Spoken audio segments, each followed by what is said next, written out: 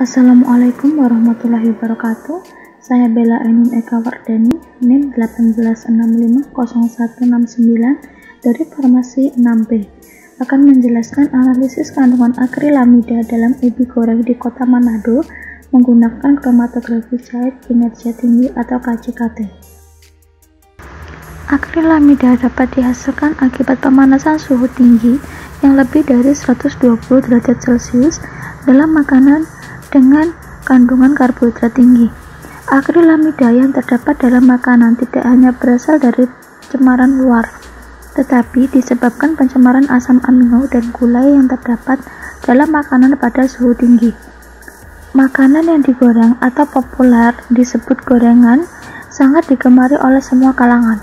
Namun pada kenyataannya, gorengan bukan hanya meningkatkan kadar kolesterol darah serta menyebabkan terjadinya peningkatan risiko terkena stroke dan penyakit jantung koroner, tetapi juga menghasilkan zat pemicu kanker atau karsinogenik.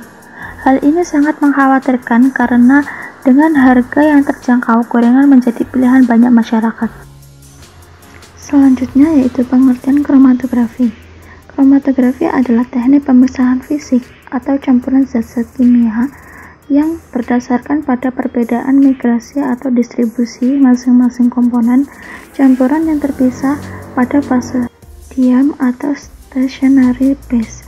Di bawah pengaruh fase gerak mobile phase, fase gerak dapat berubah gas atau zat cair dan fase diam dapat berubah zat cair atau zat padat. KCKT dapat dipandang sebagai pelengkap kromatografi gas. Keduanya dapat digunakan untuk menghasilkan efek pemisahan yang sama baiknya bila derivatisasi diperlukan dalam kromatografi gas. Namun pada KCKT, zat-zat yang tidak terderivatisasi masih dapat dianalisis. Untuk zat-zat yang labil pada pemanasan atau tidak menguap, KCKT adalah pilihan utama. Keunggulan metode ini dibandingkan dengan metode pemisahan lainnya terletak pada ketepatan analisis dan kepekaan yang tinggi serta cocok untuk pemisahan senyawa-senyawa non-volatil yang tidak tahan pada pemanasan. Peningkatan kecepatan dan efisiensi pemisahannya terkait dengan peningkatan performa kolomnya yang menggunakan kolom dengan ukuran dimensi dan partikel yang jauh lebih kecil dari kolom yang dipakai pada kromatografi kolom non-konvensional, sehingga agar fase gerak dapat mengalir pada kolom, fase gerak dipompa dengan tekanan tinggi. Di samping itu, kinerja tingginya dalam analisis didukung dengan adanya berbagai sistem deteksi dengan kepekaan tinggi yang dapat diintegrasikan dengan sistem kromatografinya. Kromatografi cair kinerja tinggi atau KCKT atau High Pressure Liquid Chromatography atau HPLC merupakan salah satu metode kimia dan fisikokimia. KCKT termasuk metode analisis terbaru, yaitu suatu teknik kromatografi dengan fase gerak cairan dan fase diam cairan atau padat. Banyak kelebihan metode ini jika dibandingkan dengan metode lainnya. Kelebihan itu antara lain: yang pertama, mampu memisahkan molekul-molekul dari suatu campuran. Yang kedua, mudah melaksanakannya. Yang ketiga, kecepatan analisis dan kepekaan yang tinggi. Yang keempat, dapat dihindari terjadinya dekomposisi atau kerusakan bahan yang dianalisis. Yang kelima, resolusi yang baik. Yang keenam, dapat digunakan bermacam-macam detektor. Yang ketujuh, kolom dapat digunakan kembali. Yang kedelapan, mudah melakukan sample recovery. Keterbatasan KCKT adalah untuk identifikasi suatu senyawa, kecuali jika KCKT dihubungkan dengan spektrometer massa. Keterbatasan lainnya adalah jika sampelnya sangat kompleks, maka resolusi yang baik sangat diperbolehkan.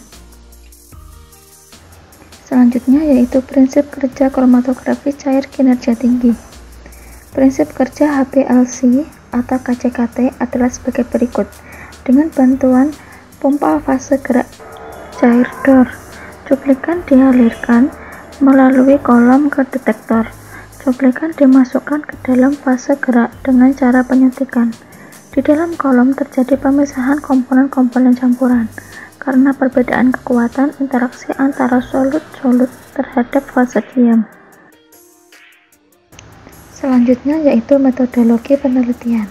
Penelitian ini dilakukan untuk mengetahui kadar akrilamida pada ubi goreng yang terdapat di Kota Manado dengan metode kromatografi cair kinerja tinggi. Alat yang digunakan dalam penelitian ini meliputi seperangkat instrumen KCKT, Shimazu LC20A, labu ukur, laboratory shaker, hot plate, sentrifugator, timbangan analitik, alat destilasi, alat-alat gelas dan alat-alat untuk mereaksi zat. Bahan yang digunakan merupakan kualitas PA atau Pro analisis, antara lain diklormetan, asetonitril, etanol 95%, asam fosfat 85%, akrilamida dan aquabides dan kertas saring. Selanjutnya yaitu pembuatan larutan sampel. Ditimbang 10 gram sampel ditambah 60 ml diklormetan dan 3 ml etanol, kemudian dikocok dengan menggunakan laboratory shaker selama kurang lebih 120 menit dan disaring sehingga diperoleh residu dan filtrat. Residu kemudian dibilas 2 kali dengan menggunakan diklormetan sebanyak 5 ml dan hasilnya digabungkan dengan filtrat, kemudian ditambahkan diklormetan sebanyak 25 ml. Kemudian didestilasi dengan diklormetan hingga menghasilkan larutan destilat.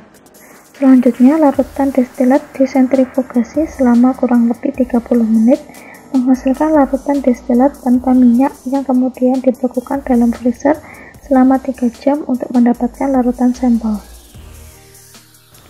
Jenis analisis yang digunakan, yang pertama analisis kualitatif.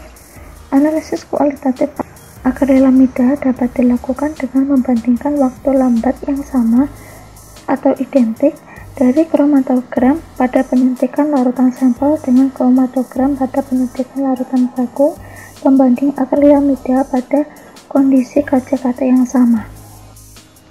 Yang kedua yaitu analisis kuantitatif. Larutan induk baku pembanding sebanyak 0,625 ml, 2,5 ml, 3,75 ml, 8 ml, 13 ml, dan 15 ml dimasukkan ke dalam labu ukur 25 ml, lalu ditambahkan pelarut hingga batas tanda sehingga menghasilkan larutan induk baku pembanding 0,25 ppm, 1 ppm, 1,5 ppm, 3,2 ppm, 5,2 ppm, dan 6 ppm. Larutan ini kemudian disaring dengan menggunakan kertas saring Whatman 0,45 dan dihilangkan udara dengan pengaduk ultrasonik selama kurang lebih 20 menit sehingga menghasilkan filtrat dan residu. Filtrat dimasukkan sebanyak 100 liter ke dalam sistem KCKT, kemudian direkam kromatogram dan dibuat kurva kalibrasi antara luas, puncak, dan konsentrasi. Selanjutnya yaitu pembahasan. Yang pertama, analisis kualitatif akrilamida. Identitas kandungan akrilamida diperoleh dari larutan sampel yang disuntikkan secara KCKT ke kolom Simpec VP ODS 4,6 kali 250 mm. Perbandingan fase gerak dan fosfat 11,45, asetonitril 80:20, volume penyuntikan 100, laju air atau flow rate 1,0 mili per menit, detektor UV vis pada panjang gelombang 210 nanometer. Ini menghasilkan waktu lambat sampel. Waktu lambat yang diperoleh adalah selisih jauh dengan yang lainnya. Waktu lambat yang dihasilkan oleh larutan baku akrilamida dengan konsentrasi 6 gram per mili yaitu 3,220 menit. Waktu lambat yang diperoleh setiap larutan sampel berdekatan dengan waktu lambat larutan baku akrilamida. Yang kedua, analisis kuantitatif akrilamida. Analisis kadar akrilamida secara kuantitatif ditentukan menggunakan kurva kalibrasi akrilamida baku berdasarkan luas puncak. Kurva kalibrasi akrilamida baku dibuat dengan konsentrasi meningkat dimulai dari 0,25 banding 1,0 banding 1,5 banding 3,2 banding 5,2 dan 6 gram per mili. Dari hasil penelitian, semua sampel mengandung akrilamida. Kadar akrilamida yang bervariasi disebabkan oleh beberapa faktor, seperti lama pemanasan dan suhu. Pemanasan sangat mempengaruhi perbentukan akrilamida dalam sampel. Pengamatan secara visual tidak dapat menunjukkan ubi goreng mengandung akrilamida. Semua sampel ubi goreng dalam pengolahannya menggunakan minyak jelantah atau minyak yang berwarna hitam karena pemakaian berulang kali. Ini dapat mengganggu kesehatan. Pengamatan secara visual juga dilakukan setelah perlakuan terhadap sampel. Sampel yang tidak mengandung akrilamida memiliki warna bening kekuning-kuningan.